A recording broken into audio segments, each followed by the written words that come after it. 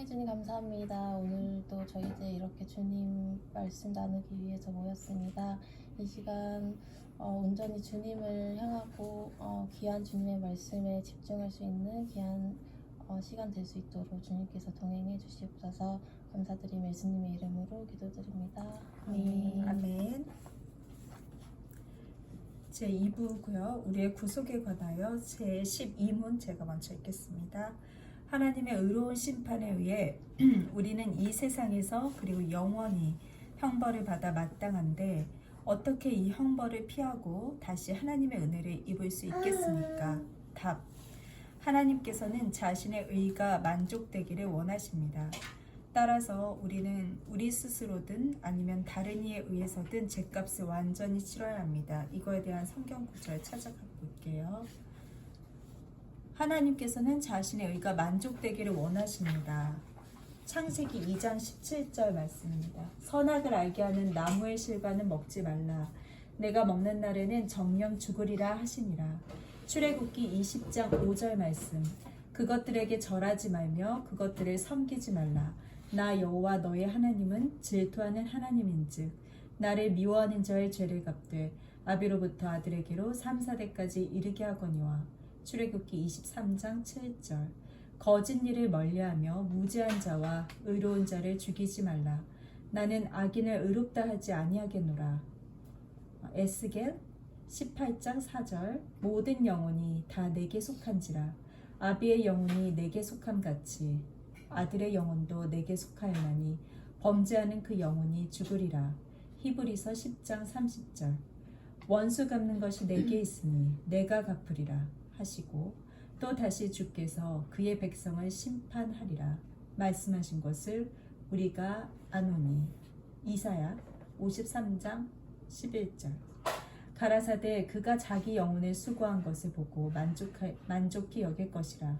나의 이거는 두 번째 것도 한번 봐야죠. 네. 따라서 우리는 우리 스스로든 아니면 다른 이에 의해서든 죗값을 완전히 치러야 합니다. 이것에 대해서 이사야 53장 11절. 가라사대 그가 자기 영혼을 수고한 것을 보고 만족히 여길 것이라. 나의 의로운 종이 자기 지식으로 많은 사람을 의롭게 하며 또 그들의 죄악을 친히 담당하리라. 마태복음 5장 26절. 진실로 내게 이르노니 내가 홀이라도 남김없이 다 갚기 전에는 결단코 거기서 나오지 못하리라. 로마서 8장 3절에서 4절. 율법이 육신으로 말미암아 연약하여 할 수 없는 그것을 하나님은 하시나니 곧 죄를 인하여 자기 아들을 죄 있는 육신의 모양으로 보내어 육신의 죄를 정하사 육신을 좇지 않고 그 영을 좇아 행하는 우리에게 율법의 요구를 이루어지게 하려 하심이니라. 13문. 우리가 스스로 하나님의 의를 만족시킬 수 있습니까? 결코 그렇지 않습니다. 오히려 우리는 날마다 우리의 죄책을 증가시킬 뿐입니다. 이에 관한 말씀은 욥기 9장 2, 3절. 내가 진실로 그 일이 그런 줄을 알거니와 인생이 어찌 하나님 앞에 의로우랴. 사람이 하나님과 쟁변하려 할지라도 천마디에 한마디도 대답하지 못하리라. 시편 130편 3절. 여호와여 주께서 죄악을 감찰하실진대 주여 누가 서리이까. 마태복음 6장 12절. 우리가 우리에게 죄 지은 자를 사하여 준 것 같이 우리 죄를 사하여 주옵시고. 로마서 2장 4절 5절. 혹 네가 하나님의 인자하심이 너를 인도하여 회개케 하심을 알지 못하여 그의 인자하심과 용납하심과 길이 참으심의 풍성함을 멸시하느뇨. 다만 내 고집과 회개치 아니하는 마음을 따라 진노의 날 곧 하나님의 의로우신 판단이 나타나는 그날에 이 말 진노를 내게 쌓는도다. 그다음에 13문. 네, 13은 어떠한 피조물이라도 단지 피조물로서 우리를 대신하여 하나님의 의를 만족시킬 자가 있습니까? 하나도 없습니다. 첫째, 하나님께서는 인간의 죄책 때문에 다른 피조물을 형벌하시기를 원치 않으십니다. 에스겔 18장 4절. 모든 영혼이 다 내게 속한지라. 아비의 영혼이 내게 속함같이 아들의 영혼도 내게 속하였나니 범죄하는 그 영혼이 죽으리라. 히브리서 2장 14절에서 17절. 자녀들은 혈육에 함께 속하였음에 그도 또한 한 모양으로 혈육에 함께 속하심은 사망으로 말미암아 사망의 세력을 잡은 자 곧 마귀를 없이 하시며 또 죽기를 무서워함으로 일생에 매여 종노릇하는 모든 자들을 도와주려 하심이니 이는 실로 천사들을 붙들어 주려 하심이 아니요 오직 아브라함의 자손을 붙들어 주려 하심이라. 그러므로 저가 범사의 형제들과 같이 되심이 마땅하도다. 이는 하나님의 일에 자비하고 충성된 대제사장이 되어 백성의 죄를 구속하려 하심이라. 이것도 해야 돼요?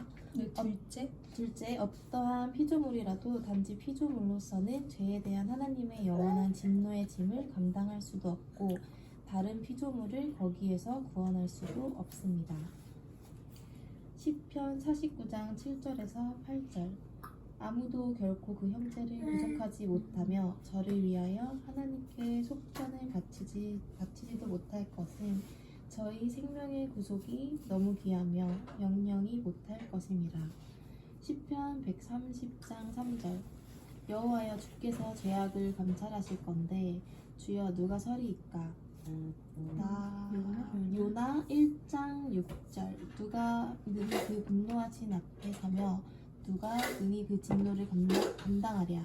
그 진노를 불처럼 쏟으시니 그를 인하여 바위들이 깨어지는도다. 히브리서 10장 4절. 이는 황소와 연소의 피가 능히 죄를 없이 하지 못합니다. 수고문. 그렇다면 우리는 어떠한 중보자와 구원자를 찾아야 합니까? 답. 참 인간이고. 고린도전서 15장 21절. 사망이 사람으로 말미암았으니 죽은 자의 부활도 사람으로 말미암는도다. 히브리서 2장 17절. 그러므로 저가 범사의 형제들과 같이 되심이 마땅하도다. 이는 하나님의 일에 자비하고 충성된 대제사장이 되어 백성의 죄를 구속하려 하심이냐. 의로운 분이시나. 고린도 후서 5장 21절. 하나님이 죄를 알지도 못하신 자로 우리를 대신하여 죄를 삼으신 것은 우리로 하여금 저희 안에서 하나님의 의가 되게 하려 하심이니라. 히브리서 7장 26절. 이러한 대제사장이 우리에게 합당하니 기록하고 악이 없고 더러움이 없고 죄인에게서 떠나 계시고 하늘보다 높이 되신지라. 동시에 참 하나님이고 모든 피조물보다 능력이 뛰어나신 분입니다. 사도행전 7장 14절. 아니다. 이사야 7장 14절. 그러므로 주께서 친히 징조로 너희에게 주신 것이라. 보라, 처녀가 잉태하여 아들을 낳을 것이요 그 이름을 임마누엘이라 하리라. 이사야 9장 6절. 이는 한 아이가 우리에게 낳고 한 아들을 우리에게 주신 바 되었는데 그 어깨에는 정사를 메었고 그 이름은 기묘자라, 모시라, 전능하신 하나님이라, 영존하시는 아버지라, 평강의 왕이라 할 것이라. 예레미야 23장 6절. 그의 날에 유다는 구원을 얻겠고 이스라엘은 평안히 거할 것이며 그 이름은 여호와 우리의 의라 일컬음을 받으리라. 요한복음 1장 1절. 태초에 말씀이 계시니라. 이 말씀이 하나님과 함께 계셨으니 이 말씀은 곧 하나님이시라. 로마서 8장 3절에서 4절. 율법이 육신으로 말미암아 연약하여 할 수 없는 그것을 하나님은 하시나니 곧 죄를 인하여 자기 아들을 죄에 있는 육신의 모양으로 보내어 육신의 죄를 정하사 육신을 쫓지 않고 그 땅을 쫓아 그 영을 쫓아 행하는 우리에게 율법을 요구를 이루어지게 하려 하십니다. 네, 우리 지지난주에 탈문 구문 신문에서 하나님의 의로우심에 대해서 배웠고요. 그리고 우리가 지금 2부 들어가는데 1부에서는 우리 죄의 비참함에 대해서 배웠습니다. 근데 원래 하나님께서 인간을 내신 목적은 하나님의 그 의로우심을 드러내시기 위해서 선하게 창조의 질서에 따라 내셨는데 그 아담의 원죄로 인하여서 우리 또한 죄 가운데 빠지게 되었어요. 그렇다면 이 죄를 그냥 어떻게 구원받을 수 있는가부터 이제 시작이 되는 거예요. 그래서 지금 우리가 읽었듯이 하나님의 의로운 심판에 형벌을 피하고 다시 은혜를 받을 수 있는지, 그 하나님의 의를 우리가 만족시킬 수 있는지, 어떠한 피조물로 대체해서 그 의로움을 드러낼 수 있는지. 근데 그럴 수 없다. 그러나 단 어떤 중보자가 와야 그 구원이 이루어진다. 그런 질문들을 읽어보았습니다. 지금 여기 중보자 아니고요. 여기를 한번 그럼 싹싹 빌면 제가 용서가 될까요? 이런 질문이 있거든요. 여기 저기죠? 우리 구속에 관한 여기네요. 여기를 한번 읽어주세요. 싹싹 빌면 해결될까? 우리가 죄를 지었을 때 하나님과 어떻게 다시 화목할 수 있을까요? 자녀가 부모에게 뭔가 잘못을 했을 때 잘못을 인정하고 잘못했어요 라고 말하면 부모는 용서해 줍니다. 하나님도 이런 식으로 우리를 용서해 줄 수 없으셨을까요? 보통 이렇게 부모와 하나님을 비교하면서 하나님도 우리가 회개만 하면 용서해 주실 거라고 주장하는 신학자들이 있는데, 이들의 결정적인 약점은 부모는 죄인이고 하나님은 죄가 없는 분이라는 사실을 모른다는 데 있습니다. 부모들은 자신이 죄인이기 때문에 웬만한 죄는 자식이기 때문에 그냥 넘어갑니다. 그러나 바로 그 이유 때문에 자식들이 바르고 이롭게 살기보다는 버릇없이 자기 마음대로 사는 경우가 많습니다. 즉 그냥 용서해주는 것이 아이를 살리는 것이 아니라 오히려 망치는 것입니다. 하나님은 그런 식으로 우리를 용서하지 않으십니다. 의로우신 하나님은 의로운 방식으로 용서하십니다. 이것은 큰 차이입니다. 인간은 의롭지 않은 방식으로 죄를 용서하는 경우가 많습니다. 이 차이점을 제대로 이해할 때 소위 값싼 복음의 위험에서 벗어날 수 있습니다. 오늘날 예수님이 우리 죄를 대신해서 죄값을 치르셨다는 이 복음을 너무나 쉽게 이해합니다. 그 결과 복음이 우리 삶에 아무런 영향을 미치지 못하고 있습니다.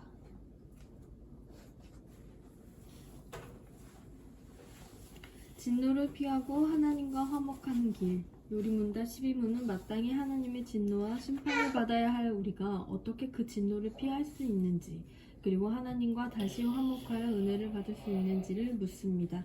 이 두 가지 문제는 서로 긴밀하게 연결되어 있지만 또한 구분해야 합니다.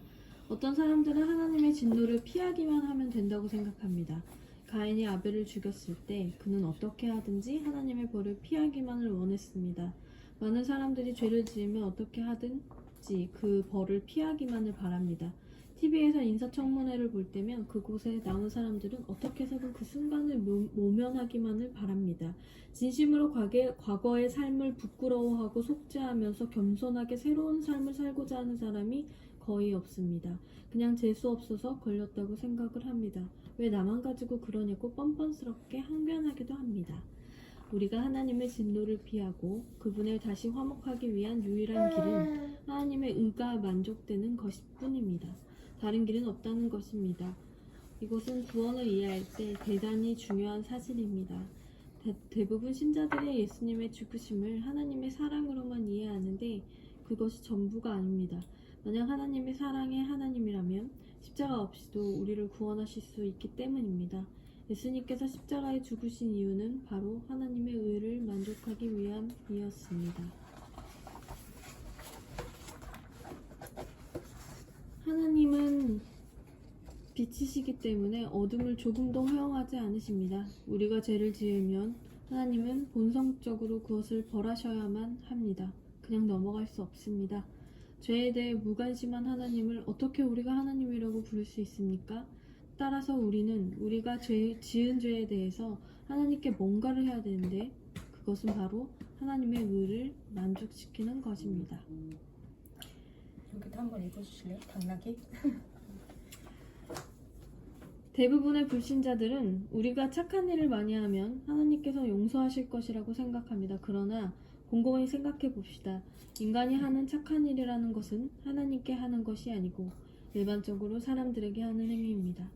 사람에게 한 착한 일에 대해서 하나님께서 보상하거나 그것 때문에 죄를 용서해야 할 이유가 있을까요? 우리가 하나님께 죄를 범하였다면 하나님께 직접 보상해야 할 것입니다. 우리가 갑이라는 사람에게 죄를 지었는데 갑과는 전혀 상관없는 을에게 착한 일을 많이 한다고 해서 갑이 우리를 용서해줄 의무는 없는 것입니다. 누가 우리를 구원할 수 있을까? 따라서 하나님의 의를 만족시키는 유일한 길은 우리가 그것을 만족시키든지 아니면 우리 아닌 어떤 다른 존재가 만족시키든지입니다. 먼저 우리는 더 이상 하나님의 의를 만족시킬 수 없게 되었습니다. 의를 만족시키기보다는 오히려 죄에 빠져서 하나님 앞에서 진노를 쌓기만 할 뿐입니다. 바울은 탄식합니다. 원하는 것은 하지 않고 미워하는 것을 행합니다. 원하는 바 선은 하지 아니하고 원치 아니하는 악은 행하는도다. 오라, 나는 공고한 사람이로다. 이 사망의 몸에서 누가 나를 건져내랴. 사실 이 질문이 정확하게 하이델베르그 요리문답 14문, 15문 답이 제기하는 질문입니다. 어떤 사람이 우리의 구원자가 될 수 있는가? 우리 자신이 할 수 없다면 다른 누가 우리 죄를 해결할 수 있을까요? 구약시대의 경우 하나님은 백성들의 죄를 사하기 위해 다른 동물의 피를 요구하셨습니다. 죄의 종류에 따라서 하나님은 비둘기, 양, 소 등의 제물을 정하셨습니다. 만약 하나님께서 오늘날도 그것들을 요구하신다면 그대로 순종해야 할 것입니다. 하지만 그런 구약의 제사 제도는 오늘날 다 폐지되었습니다. 그들이 용서받은 것은 일시적인 죄였을 뿐입니다. 하나님께 받을 영원한 형벌이 그러한 일시적인 제물로 용서를 받을 수는 없습니다. 사실 하나님은 우리 형벌을 그런 짐승들에게 넘기기를 원치 않으십니다. 더구나 그것들이 우리가 받을 형벌을 대신할 수도 없는 것입니다. 그렇다면 유일한 길은 무엇입니까? 인간이 죄를 지었기 때문에 죄에 대한 형벌을 감당해야 할 자는 당연히 인간이어야 합니다. 그러나 이 세상의 어떤 사람이나 피조물도 하나님의 영원한 형벌을 감당할 수가 없습니다. 따라서 그분은 인간인과 동시에 하나님이셔야 합니다. 하나님만이 가능하시다. 결론은 단 하나입니다. 오직 하나님만이 그 의를 만족시킬 수 있습니다.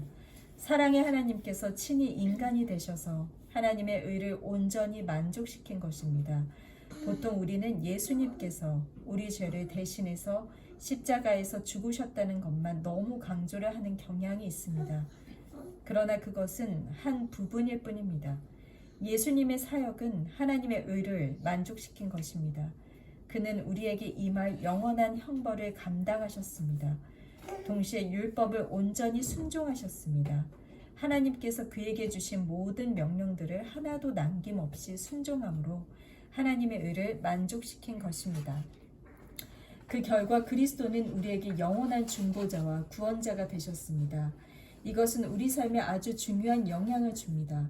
많은 경우 우리가 죄를 고백하기만 하면 하나님은 자동적으로 우리를 용서하신다고 생각합니다. 한번 구원을 받아 놓으면 무슨 짓을 해도 걱정 없다고 생각합니다. 이것은 구원을 잘못 이해한 것입니다. 엄밀하게 말하면 죄를 고백했기 때문에 하나님께서 우리 죄를 용서해 주시는 것이 아니고 그리스도께서 하나님의 의를 만족시킨 것에 근거를 해서 우리 죄의 고백을 받아주시는 것입니다. 인간이 그리스도의 중보 없이 그리스도에 대한 확실한 믿음 없이 하나님께 나아갈 때 하나님은 우리에게 여전히 진노하신다는 사실을 잊어서는 안 될 것입니다.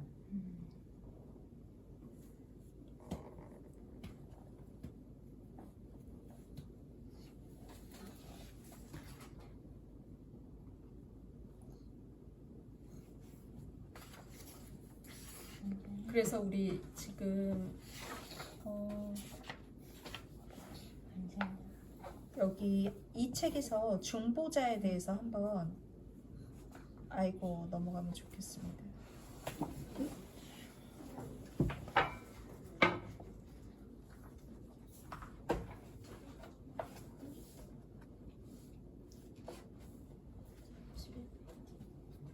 한 장 더 넘겨볼까요? 그래서 여기요. 네.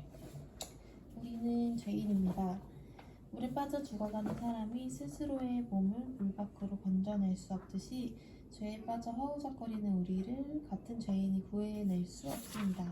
그러나 죄를 지은 것이 인간이기에 다른 피조물이 아니라 반드시 인간만이 인간의 죄값을 치르고 하나님의 의로우심을 만족시킬 수 있습니다. 그러므로 우리는 참된 인간이자 참된 하나님이실 구속자를 필요로 합니다. 1. 인간이 아닌 다른 피조물의 죽음이 인간의 죽음을 대신할 수 있습니까? 히브리서 10장 4절을 읽고 이야기해 봅시다. 히브리서 10장 4절에 이는 황소와 염소의 피가 능히 죄를 없이 하지 못함이라. 그래서 구약 시대에 이제 제사하는 방법에 대해서 말씀하신 거고, 지금 우리가 전에 읽었으니까 이거 넘어가고요. 참된 인간과 참된 하나님에 대해서 읽어주세요. 참된 인간, 참된 하나님, 이렇게 우리를 대신해서 하나님의 의를 만족시킬 수 있는 분은 특별한 존재여야 합니다. 그분은 참된 인간이자 참된 하나님이어야만 합니다. 그분은 참된 인간이어야 인간을 대표하고 또한 대신해서 하나님 앞에 인간의 죄값을 치를 수 있으며, 또한 참된 하나님이어야 하나님의 신적인 공의를 완전히 만족시킬 수 있습니다. 100%의 인간이자 100%의 하나님이신 존재만이 우리의 죄를 대신해서 값을 치르실 수 있고 우리를 구원하시는 구원자이자 중보자가 될 수 있습니다. 네. 우리의 중보자가 반드시 참된 사람이어야만 하는 이유가 고린도전서 15장 21절에 쓰여 있다고 합니다. 사망이 사람으로 말미암았으니 죽은 자의 부활도 사람으로 말미암는도다. 우리의 중보자가 참된 사람이지만 우리와 다른 점은 무엇인지 히브리서 7장 26절에 쓰여 있습니다. 이러한 대제사장은 우리에게 합당하니 거룩하고 악이 없고 더러움이 없고 죄인에게서 떠나 계시고 하늘보다 높이 되신 자라. 우리의 중보자가 참된 하나님이라는 사실은 신약 성경을 통해서만이 아니라 구약 성경을 통해서도 알 수 있습니다. 이사야 9장 6절입니다. 그러므로 이는 한 아기가 우리에게 낳고 한 아들을 우리에게 주신 바 되었는데 그 어깨에는 정사를 메었고 그 이름은 기묘자라 모사라 전능하신 하나님이라 영존하시는 아버지라 평강의 왕이라 할 것임이라. 예레미야 23절 6절에서는 우리를 구원하실 분이 누군지를 분명하게 가르쳐주고 있습니다. 그의 날에 유다는 구원을 얻겠고 이스라엘은 평안이 거할 것이며 그 이름은 여호와 우리의 의라 일컬음을 받으리라. 이렇게 우리를 구원하시기 위해서 중보자가 되신 참된 사람, 참된 하나님은 누구십니까? 그분은 예수 그리스도이십니다. 다음 주에는 예수님의 인성과 신성에 대해서 다 알아봅시다. 그래서 실천할 내용, 우리의 죄는 스스로 용서받을 수 없는 것임을 기억하면서 이를 애통히 여길 수 있는 마음을 달라고 하나님께 구합시다. 우리에게 참 사람이자 참 하나님이신 중보자를 보내주신 하나님께 감사하는 일주일이 되도록 합시다. 그럼 우리 오늘 우리를 구속하여 주시고 우리의 죄값을 대신 치러주실 중보자이신 예수 그리스도에 대해서 배웠습니다. 그러면 예수 그리스도가 우리와 함께 하심으로 감사한 일이 분명히 있을 거라는 생각이 들어서 그거에 대해서 한번 나눠보면 좋겠습니다.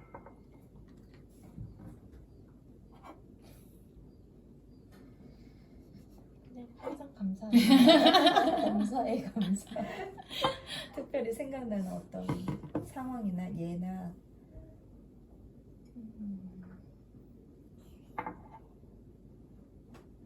저는 이번에 서울시장이 안타깝게 그 자살을 시도했잖아요. 분명히 아마도 믿음이 없으신 분이시고 예수 그리스도를 모르시는 분이었을 거라 생각을 해요. 근데 뭐 본인이 쌓아 올린 업적들이 있잖아요. 그리고 대표적으로 성 관련된 인권 변호사, 페미니스트 변호사로 유명했던 분이고 몇 년 전엔 성희롱 그런 사건으로 말미암아 승리했던 그런 과거가 있어서 더 젊은이들에게 되게 되게 인정받는 서울 시장이었거든요. 그런데 굉장히 조금 아이러니하고 왜곡된 그런 이야기들이 막 나오고 있잖아요. 그런 모습들을 보면서 몇 가지 생각이 든 게, 첫 번째는 저 모습이 내 모습이다. 저 사람한테 손가락질 할 수 없고 어떻게 판단할 수 없다. 우리의 재성 가운데 누구든지 그런 일을 행할 수 있는 인간이다. 그러나 안타까운 것은 그 사람은 정말 낭떠러지에 서 있는 기분이었을 것 같아요. 어디에 그 죄를, 자기 죄를 고백해서 용서를 구할 곳도 없을 뿐더러 자기가 감당하지 못할 여러 가지들이 이제 자기를 억압했을 거라는 생각이 들고, 그 또 세 번째로 또 안타까운 건 그렇게 자살할 수 있었던 용기로 죗값을 좀 치르고 좀 남은 일상 가운데서 뭐 잔잔하게 혹은 그렇게 드러나게 크게 벌어지는 여러 가지 사건 사고와 죄라고 부를 수 있는 여러 가지 일 가운데 있을 수 있잖아요. 우리도 인지하지 못하는 사이에 죄를 짓고 있는 일도 여러 가지 형태로 일어날 것이고, 그러면서 더 고개를 들 수 없고 매일매일 회개하면서 나아가는 그런 삶을 살아가고 있는데, 그럼에도 불구하고 예수 그리스도가 중보자로 계시기 때문에 나의 이 기도가 그냥 땅에 떨어지는 것이 아니라 하나님께 전달되어서 용서를 구하고 그렇게 매일매일 새 사람이 되는 성화의 과정 가운데 산다는 게 정말 가치 있는 삶이구나, 복되구나, 너무 다행이구나, 감사하구나, 그런 생각을 하게 됐어요. 이번 그런 기사들을 보면서. 그래서 예수 그리스도께서, 또 하나님께서 만세 전에 우리를 선택하셔서 이 자리에 있는 거잖아요. 그 인치심 안에, 그 테두리 안에 있다는 게 얼마나 감사한 일인지. 그래서 더 매일매일 1분 1초라도 성령님께서 내 안에 내주해 주셔서 정말 감사하는 삶을 살게 해주세요. 또 우리가 어디에 있든지 무엇을 하든지 누구와 함께 하든지 결국에는 우리가 우리 욕구와 우리 욕심을 채우기 위해서, 나의 자랑을 위해서 사는 것이 아니라 하나님께 영광을 돌릴 수 있는 예배자로 살게 해주세요. 그게 우리의 소명이고 목적인 것을 다시 한번 고백하게 됩니다.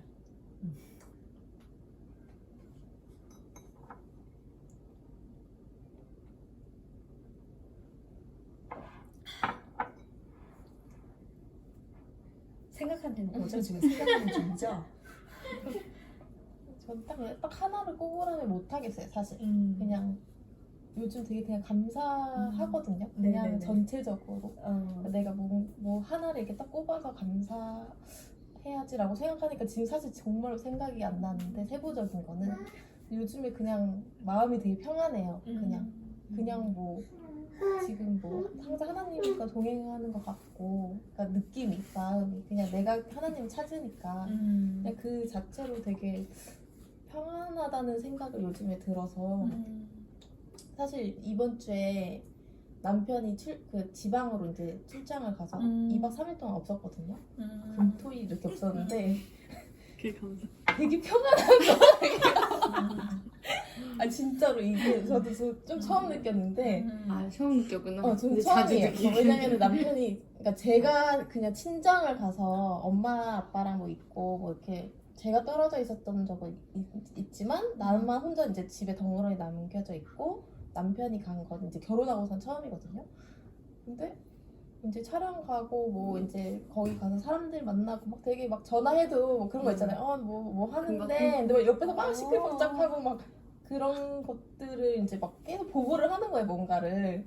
사실 전화를 안 해도 되는데 나는 막 언니랑 막 놀고 있었고, 뭐 이제 주일날 뭐 나도 뭐 그냥 혼자 뭐 쇼핑도 했고, 되게 그 남편이 없는데 되게 내가 마음이 평안하구나라고 느낀 거예요. 근데 이것도 근데 어쩌면 되게 감사한 게 음. 남편이랑 떨어져 있어서 막 두려울 수도 있고 뭐 불안할 수도 있고 막 이런 나쁜 이제 부정적인 감정이 있을 수도 있는데 오히려 되게 그냥 감사하고 그냥 남편을 위해서 기도를 하게 되는 거예요. 막 떨어져 있지만 그 순간에도 이제 남편이 하나님을 좀 찾을 수 있는 마음을 주셨으면 좋겠다. 뭐 내가 더 남편이 눈에 안 보이니까 남편 기도를 하게 되는 거예요.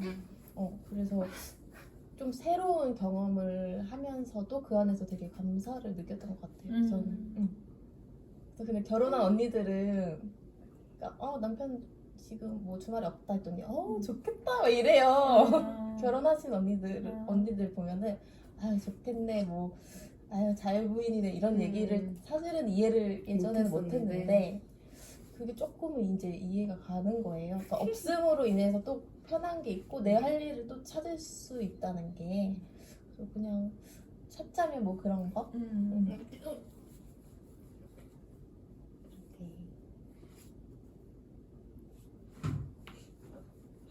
또 나는 다큐멘터리를 하나 봤는데 그 학대받던 이제 아이들이 이제 커서 자기 이제 그 학대받았던 집을 한번 들려봅니다. 근데 그 집을 근처에 가는 순간서부터 얼기 시작해. 근데 아마 그 기억들이 굉장히 남아서겠지. 뭐 조금 변한 것도 있고 뭐 있을 수도 있겠지만 여전히 그 자리에 완전히 안절부절하고 불안해하고 하는 그런 모습을 보면서 내가 저 아이들처럼 저렇게 어린 시절에 학대 정도는 아니었지만 나도 관계에서 일어나는 나에게 소위 나쁘게 했던 것들에 대해서 되게 잊지 못하는 그 순간이 오면 굉장히 참지 못하는 그런 그 아이들을 보면서 물론 성인이 된 이제 사람들을 보면서 문득 예전에 분명히 그런 다큐멘터리를 많이 봤던 것 같은데 이번에 보면서 굉장히 저 안에서 내 모습을 보는 그러니까 내가 어떤 사람과의 관계에 있어서 내가 그래서 그 결혼 초반에 이제 결혼을 하기 전에 그 일 때문에 그 남편한테 대하는 그런 것들을 보면서 그게 오히려 나는 그게 이렇게 지나가는 거야. 내가 굉장히 날카롭게 반응했던 것들, 예민하게 반응했던 것들 이런 것들이 굉장히 시간이 지나면 해결해 줄 것이라고 생각을 하면서도 굉장히 그 안에서는 참지 못하고 감사함, 옆에 있는 사람에 대한 감사함이 없었고 이런 것들이 굉장히 심했던 것들을 보면서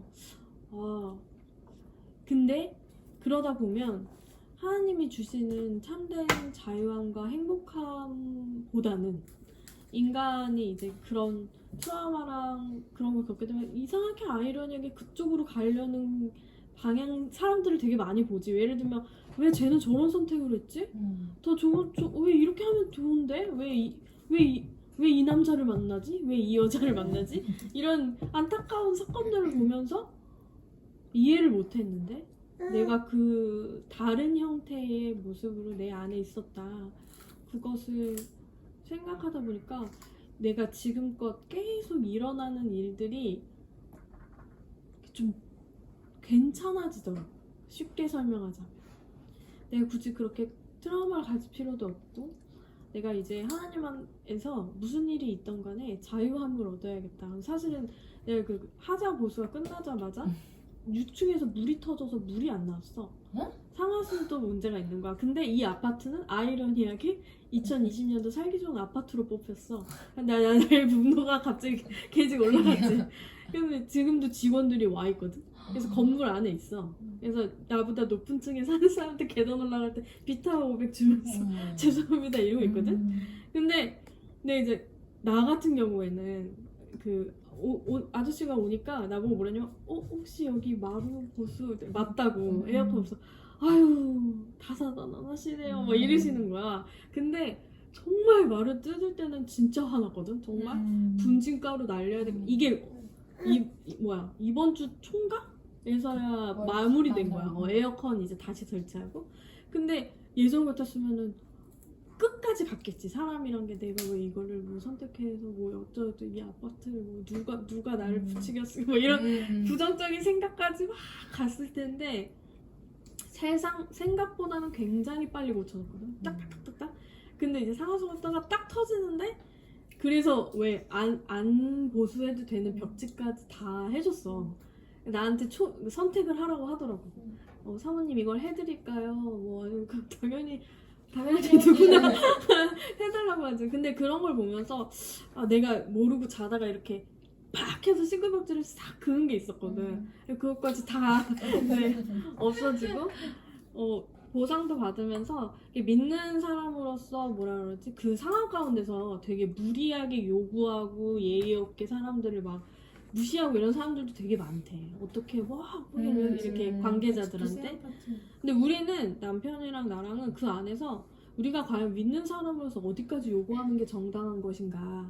이들에게도 이 납득이 되면서 우리가 그렇다고 아니에요 이런 건 아니면서 어떻게 하면 그리스도인으로서 정당하게 할 수 있는가라는 것을 내가 이제 말씀을 나누고 나서 남편이랑 항상 얘기를 하는데 사실 우리에게 육신의 부모도 있고 여러 사람들도 있지만 내가 이번에 그 목사님이랑 내 멘토인 목사님이랑 전화 통화를 하면서 뭘 느꼈냐면 더 이상 아무런 문제 없었거든? 아무런 이슈가 없었어 통화상에서는. 근데 뭘 느꼈냐면 더 이상 내 멘토의 목사에게 기대지 말라는 나의 메시지가 막 오는 거야. 그러니까 예를 들면 예전에는 나의 그런 문제거리나 이런 거에 대해서 막 얘기하시고 막 중보자셨는데 왠지 요즘 대화는 근데 너가 어떻게 하면 하나님이 뭐 기뻐하실지 너가 한번 생각해봐 이런 딱 와중에 내가 이제는 더 이상 하나님이 이게 아니구나 하나님한테 하라는구나. 내가 남편이랑 이 말씀이나 이런 걸 얘기하면서 우리는 참 죄의 본성이 있는 사람인데 우리가 다이렉트로 하나님한테 정말 건전한 딜을 할 수도 있는 거고 사람에게 딜을 하지 말자. 사람에게 뭔가를 기대하지 말자 라고 생각하는 것들이 이 바쁜 진짜 한 달이 어떻게 넘어가지도 모르는 이 생활 속에서 감사함을 느꼈었지. 그거를 알고 우리가 왜 딱 하면 한 달 갔네 이러는데 과연 하나님의 방법대로 어떻게 살아왔냐. 근데 사실 우리가 제일 같이 사는 사람들과 모든 문제들을 넘어가잖아 사람들을. 근데 남편이랑 그런 얘기를 계속하면서 그렇게 찰나에 넘어갈 수 있다는 게 굉장히 감사했던 한 주였어요. 저는 우리 기도할 때 예수님 이름으로 기도합니다 하잖아요. 네. 그게 꼭 필요하구나. 지금 같이 말씀할 때 나중에 유주가 물어보면 잘 얘기해줘야지. 그런 생각을 했고 예수님이 신이지만 인간으로 오신 거잖아요. 그러면 마리아의 몸을 통해서 이제 태어나신 거잖아요. 그러면 성경에는 뭐 12살 정도 성장한 성전에서의 소년 예수님이 나오고 그 다음에는 30살에 예수님이 나오잖아요. 그 중간에 예수님은 사실 상상할 수밖에 없잖아요. 이랬을 거잖아요. 똥도 싸고 그렇죠. 울고 그거를 이렇게 하면서 가끔 진짜 본인은 신인데 많이 낮추시고 많이 낮췄다는 표현으로는 표현할 수 없는 만큼 오셨구나. 그런 거를 애기들 키우다가 가끔 느껴요. 그러니까 문득 이렇게 훅 올라오다가 이렇게. 그리고 이제 요즘에 애기들이 큰애가 말을 하면 이제 말을 안 듣기 시작했거든요. 유주야 이거 해야지 그러면 딴소리를 해요. 자꾸 말을 돌리고 내 모습이구나. 그런 생각도 들고 그래도 나는 욱하고 그러는데 미워하지 않으시는구나. 감사하다. 그런 거를 조금씩 느끼고 있어요. 그리고 또 크게 감사한 것 중에 하나는 유주가 이제 이 아파트 단지에서 동갑인 애기 엄마들이랑 한 저까지 4명 정도가 친해졌는데 한 명은 그 얘기를 안 해봐서 모르겠네. 조금 더 많이 친한 저까지 3명이 다 교회를 다니는 거예요. 엄마들이. 쉽지 않은데. 네. 쉽지 않아. 네, 근데 그게 감사하면서도 저는 이제 약간 중간 정도고 한 친구는 남편이 아예 안 다니는 거예요. 너는 종교 생활하는 거 괜찮아? 너의 믿음은 괜찮다. 근데 딸은 내 딸이니까 나는 얘 데리고 교회 가는 거는 나중에 얘한테 선택의 자유를 주고 싶지 이런 식으로 얘기를 하고 또 한 커플은 아주 양가가 잘 믿는 믿음의 가정인데 그 시댁 쪽 교회가 옛날 모교회 같은데 되게 작은 교회예요. 작으면서 건강하면 좋은데 얘기를 들었을 때 건강하다는 느낌보다는 그래서 11절 얼마야? 막 이런 거 있죠. 기도하고 할 때 헌금할 때 감사 헌금한 사람 명단 부르고 12조 한 사람 명단 읽어주는 교회 있잖아요. 저 옛날 교회가 그랬거든요. 그러니까 그런 교회에 너무 작은 그 안에서 시댁살이를 약간 하게 되니까 그걸 좀 힘들어하더라고요. 근데 그렇게 어쨌든 엄마들이 애기 문제로 얘기하면서도 또 이제 믿는 얘기로 갔을 때 조금 나눌 수 있는 요 이렇게 모임 말고도 그렇게 나눌 수 있는 그런 또 약간 육아 동역자들을 만나게 해주신 것도 감사해요. 되게 감사하네요. 우리 나눈 게 지금 일상이 모든 것이 감사하다고 말씀해 주셨고 그럼에도 불구하고 우리가 불평불만 하지 않고 감사할 일을 찾아왔다는 일상을 고백해 줬고 또 일상 속에서 이렇게 나누는 성도들의 모임이 있어서 감사한다고 말씀하셨는데 이 질문을 하나 보니까 구원받은 신자의 삶은 어떤 삶이어야 합니까? 그런 삶을 살기 위해 어떤 도움이 필요합니까? 라는 질문에 대해서 또 한번 나눴으면 좋겠어요. 구원받은 신자의 삶은 어떤 삶이어야 합니까? 거룩한 삶, 구분된 사람. 정답은 아닐까요? 어떤 삶이어야 할까요? 구원받은 신자의 삶. 모두 그런 삶 가운데서 지금 살고 계시잖아요. 감사하는 삶. 감사하는 삶. 그 감사는 그냥 내가 하는 것일까요? 그냥 내가 하고 있는 게 감사일까요? 나로부터 나오는 게 온전한 감사일까요? 그것도 한번 고민해봤으면 좋겠어요. 전 약간 네. 은혜를 구하는 삶인 것 같아요. 은혜를 구하는 삶. 저도 어렸을 때 그랬고 지난번에도 언니랑 같이 얘기했었지만 내가 하려고 했었던 적이 분명히 있는데 그렇게 마음을 먹고 하면 넘어지더라고요. 넘어뜨리시는 것 같고.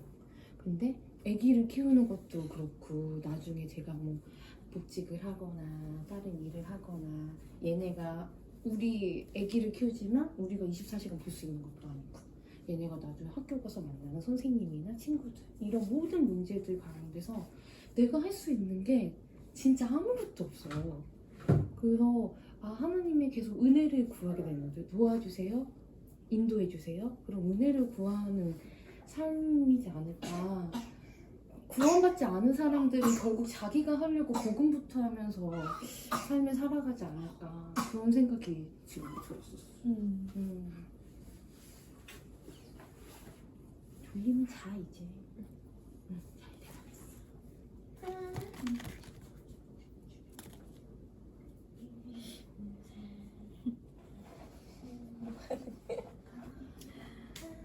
나는 요새 드는 생각이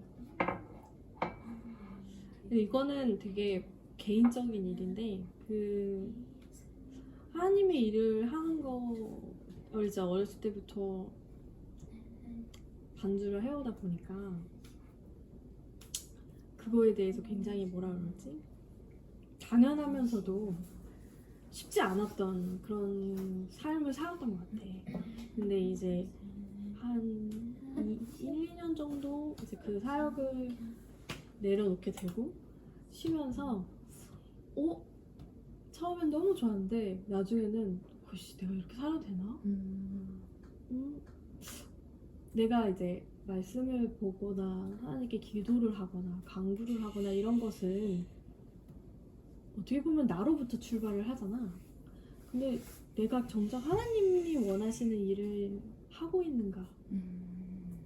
내가 천국에 갔을 때 선교지에 가서 죽지는 못할 망정 하나님이 나야 너 뭐하고 왔어? 라고 하면 난 무엇을 얘기할 수 있을까?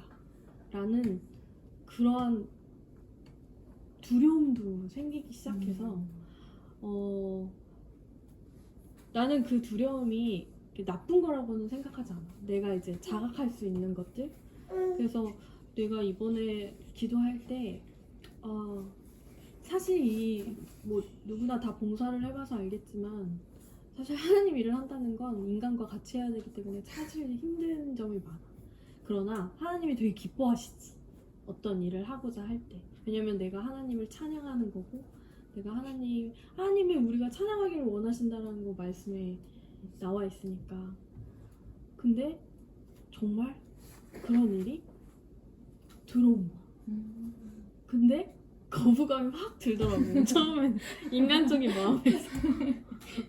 그거 왜냐면 나한테 해달라고 부탁하는 거지만 나도 모르게 20대 때는 당연히 해야지 뭐 이래던 것들이 너무 투머치 아니야? 나 혼자 다 하는 것 같은데 막 이런 식으로 말투가 나오기 시작하고 뭐 미쳤어? 이런 말도 나오게 되고 이런 모습을 보고 물론 한다고는 했지만 끊고 나서 되게 회개를 했어. 분명히 하나님한테 내가 하나님이 일을 하게끔 해주세요. 분말없게 하겠습니다 라고 얘기했다가 네, 막상 그거를 그래! 이러면서 이제 딱 주니까 내 자신 스스로가 그런 모습을 보면서 참 구원받은 사람처럼 살기가 굉장히 우리가 배웠던 것처럼 내 안에 이렇게 죄악의 본성이 있어서 그런지 알면서도 바로바로 나오지 않았던 그런 나의 모습? 물론 그 모습까지도 당연히 사랑하시는 거를 나는 믿지만 그럼에도 불구하고 그냥 있는 모습 그대로 순종하고 나가는 거가 아닐까 라고. 내가 이것도 남편이랑 나눴거든. 남편이랑 얘기하면서 사실 내가 그 요구를 받았을 때 물론 이제 나는 그 사람들이 이렇게 또 이제 부탁한 오빠가 이제 후원을 모아서 나에게 사례를 준다고 했지만 나는 사실 어느 중간에 있었던 것 같아. 안 하고 싶은 마음과 뭔가 그냥 사례를 얘기하면서도 안 하고 싶은 그런 마음을 나의 모습을 보면서 참 보호자 받은 자의 모습으로 살아가기가 굉장히 결코 쉽지 않다. 어떻게 살아가야지는 정말 내가 묵상을 하면서 하나님한테 기도를 했지만 하나님이 나한테 바로 주셨음에도 불구하고 내가 그거를 바로 깨닫지도 못했잖아. 그런 모습을 보면서 참 다시 한번 있는 모습 그대로 나아가지만 계속 하나님의 말씀을 보면서 하나님이 무엇을 원하시는지 나에게 내 이 삶 속에. 나는 사실 우리 아빠의 인생을 보면서 되게 짧다. 50인가? 53인가? 기억이 안 나는데 그 인생이 너무 짧은 거야. 근데 하나님이 쓰시고자 하고 데려고자 하니까 아빠의 그 마지막 5년의 인생은 정말 폭풍처럼 하나님 일만하다 하셨거든. 그런 모습을 보면서 내가 언제 죽을지도 모르고 내가 어떠한 죽음 가운데 쓸지도 모르고 내가 언제 하나님이 나를 데려가실지도 모르기 때문에 그러니까 왜 이 얘기를 하게 되냐면 남편이 이러는 거야. 그럼 우리 사업하겠으니까 내가 내년에는 뭐 이만큼의 성장을 보고 있는데 그럼 뭐 자기한테 뭘 해줄까 이러는데 딱히 기분이 그렇게 좋지 않은 거야. 나에게 뭘 해줄까라고 했을 때 난 이렇게 나와야 되는데 남편한테 얘기했던 게 근데 우리가 뭐 돈을 많이 벌게 되고 이런다고 해도 우리가 과연 저기 천국 갈 수 있을까? 우리가 지금 이렇게 해서 뭔가를 편안함을 추구하고 뭔가 새로운 거를 갖고 싶어하고 이렇게 하는데 나는 지금 이제 벌써 36이고 이렇게 나가면 벌써 이제 나이가 쭉 먹을 텐데 우리가 코로나 사태로 인해서 예배도 제대로 못 섬기고 있는 이 상황 가운데서 우리는 하나님 일을 해야 되는데 언제 예수님이 올지 몰라. 우리는 지금 이렇게 살면 안 되는 것 같아 라고 얘기했는데 이제 남편 처음에 엄청 먼저 질문 하나 던졌다가 내가 너무 투머치로 진지하게 가니까 근데 난 되게 진지했었어. 왜냐면 우리가 돈을 버는 목적이 무엇일까? 하나님이 젊었을 때 돈을 벌기 원하지만 이것을 어디에 써야 하는가를 정말 깨닫게 하시더라고. 요즘에는 나는 솔직히 그런 생각을 되게 많이 했었어. 구원 받은 자로서 사는 게 그 주변 사람들에게 계속 사실 왜 나이가 들수록 20대 때는 저기 안 믿는 친구를 위해서 굉장히 열정적으로 뭔가를 하려고 노력을 했는데 그게 무뎌지는. 그게 되게 어려워지는, 믿는 사람들끼리는 많이 모이지만 또 안 믿는 사람들을 대하기 점점 힘들어지는 이런 상황 가운데서 우리가 어떤 선택을 해야 하고 어떻게 살아가야 되는지에 대한 고민이 되게 많았었지. 그렇죠. 제가 요즘에 고민하는 것도 믿는 성도들끼리는 어느 정도 믿음이 어디서부터 왔고 이 복음이라는 게 어떤 내용인지 알아요. 단편적으로는. 근데 우리 믿는 성도들로서는 구원받은 자로서의 삶 가운데 가장 1순위는 하나님을 사랑하잖아요. 우리 모두. 사랑하는 대상에 대해서 알아야 되잖아요. 알려면 뭘 해야 되는지 궁극적으로 우리가 좀 깊이 있게 생각을 해봐야 되고 그것을 일상에서 정말 내 삶의 어떤 고민과 어떤 여러 가지 사건, 일들 그 일 이전에 먼저 말씀의 그 진리의 말씀이니까 여기에 우리가 한 번쯤 눈을 돌려서 매일매일 우리가 밥 먹고 씻는 것처럼 그런 일상이 되기를 바라는 마음이 있고 두 번째는 이렇게 믿지 않는 신자를 만났을 때 앞으로 될 신자들 그들에게 기독교에 대해서 변증할 수 있는 사람이 되어야 된다고 생각을 해요. 그러려면 또 성경을 알아야 돼요. 제가 지난주에 그 라비 제커라이스 그분 거 보내드렸는데 그분이 돌아가셨어요. 며칠 전에. 그리고 그저께인가 J.I. 피커 하나님 아는 지식 쓰신 분도 돌아가셨어요. 그러니까 그렇게 이제 믿음의 거장들의 내용들도 우리가 많이 들어보면서 그 라비 목사님은 기독교 변증 학자예요. 그래서 아예 믿지 않는 사람들 혹은 우리는 창조의 질서를 믿지만 과학의 진화설을 믿는 사람들, 과학자들이 내는 질문을 가지고 논리정연하게 성경을 앞세워서 설명해주고 이해시키고 그들의 감정을 상하지 않게끔 그분이 이렇게 유화적으로 설명하는 그 대화의 합법이 있어요.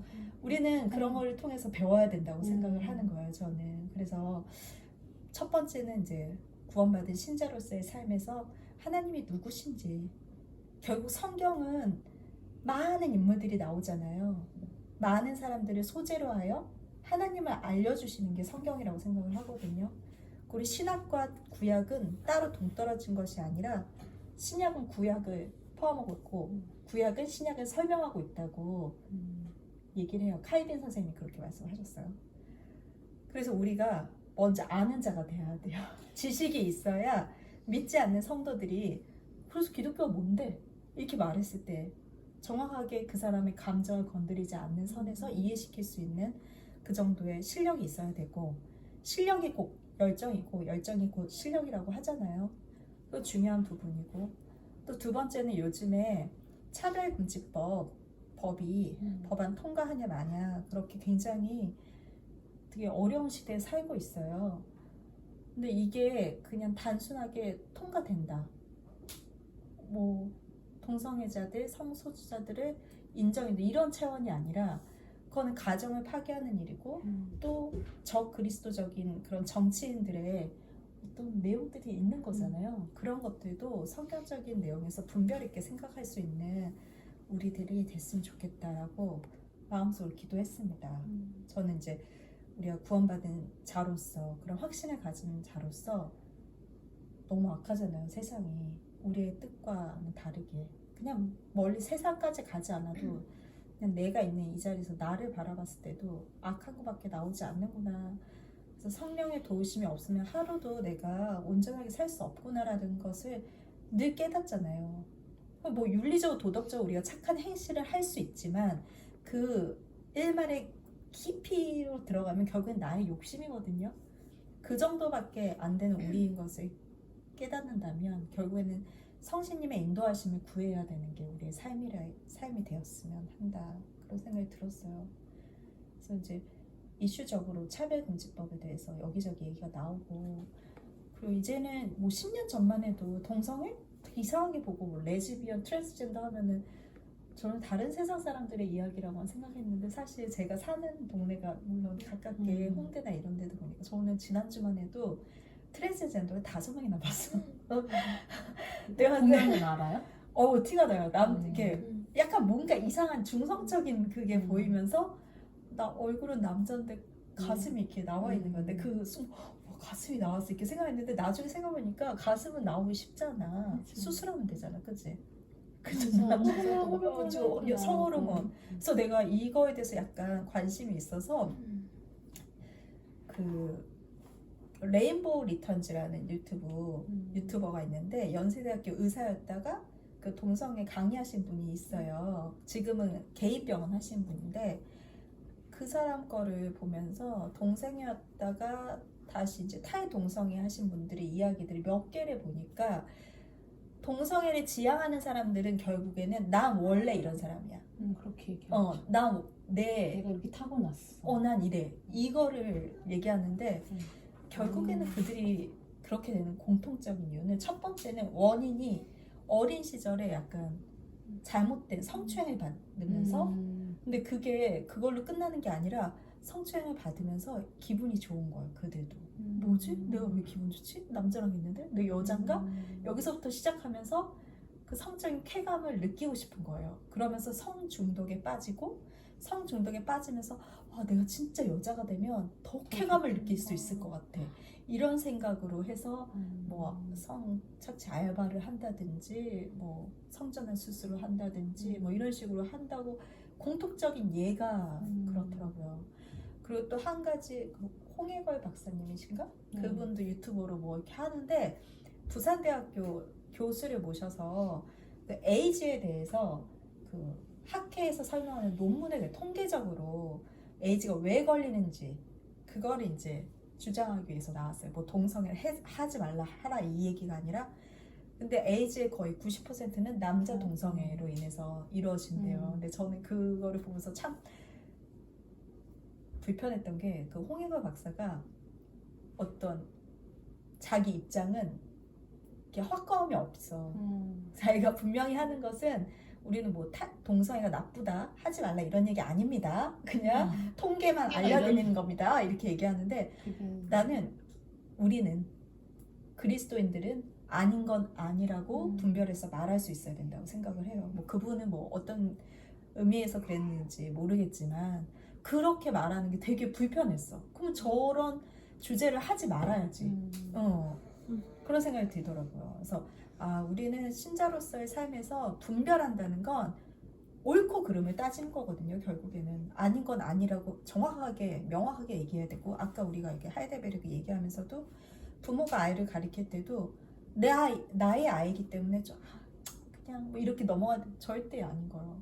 오히려 정말 소도둑이 반의 도둑이 소도둑 된다는 그 얘기처럼, 그 미미할 때 미세할 때 잡아줘야 그것도 되는 거지. 그냥 한 번 내버려두고 한 번 감싸주고, 이것이 그 상대를 위해서 결코 좋은 일이 아니기 때문에, 우리 주변에 있는 그런 비신자들을 위해서 우리가 뭐 이렇게 막 강요하면서 이런 게 아니고, 그 라비 제커라이스 하신 말씀 그런 거를 들으면서 배우면서, 나도 비신자에게는 이렇게 유도리 있게 얘기할 수 있게끔 좀 배워야겠다. 그러려면 사실 실력이 바탕이 돼야지, 말을 잘한다는 건 어떤 뭐 발성, 발음, 표현력 배우는 게 아니라 결국에는 자기에 있는 실력이 나오는 거거든요.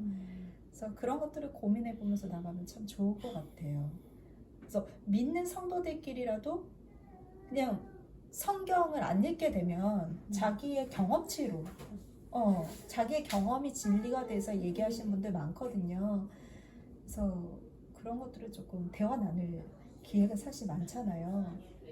근데 뭐 막 강제적으로 이건 이런 거야 이렇게 뭐 가리킬 필요는 없지만, 그걸 가지고 우리 마음으로 기도하면서 나눔이 필요한 곳에서 성경의 진리를 우리가 나누는 사람들이 됐으면 좋겠다라는 생각이 들어서 이렇게 가끔 보내는 거니까 시간 되시면 꼭 네. 들어주시기 바래요. 더 하실 말씀 있으신가요? 없어요? 그러면 기도하고 마치도록 할게요. 오늘 기도 저죠? 네. 지극히 높으시고 전능하신 하나님 아버지, 이 시간 저희와 함께 해주심을 믿고 감사합니다. 그리고 하나님께서 저희를 창조하신 목적은 무엇인지, 저희의 소명이 무엇인지 다시 한번 생각해보는 시간이었습니다. 또한 성육신으로 오신 예수 그리스도께서 우리의 중보자 되심이 얼마나 귀하고 감사한 일인지 다시 한번 고백합니다. 하나님 아버지, 이런 모임을 통하여서 하나님을 바르게 알고 또한 신자라는 우리의 성도들의 삶이 어떠해야 하는지 나누고 배우고 또 말씀 안에서 깨달아갑니다. 매일매일 주 예수 그리스도와 함께하고 또한 성령님께서 이끄심으로 저희의 삶의 바른 자태와 또 마땅히 해야 할 바가 무엇인지 깨달아가는 주님의 귀한 백성들 될 수 있도록 인도하여 주시옵소서. 이 모든 말씀 예수 그리스도 이름으로 기도드립니다. 아멘. 감사합니다. 감사합니다.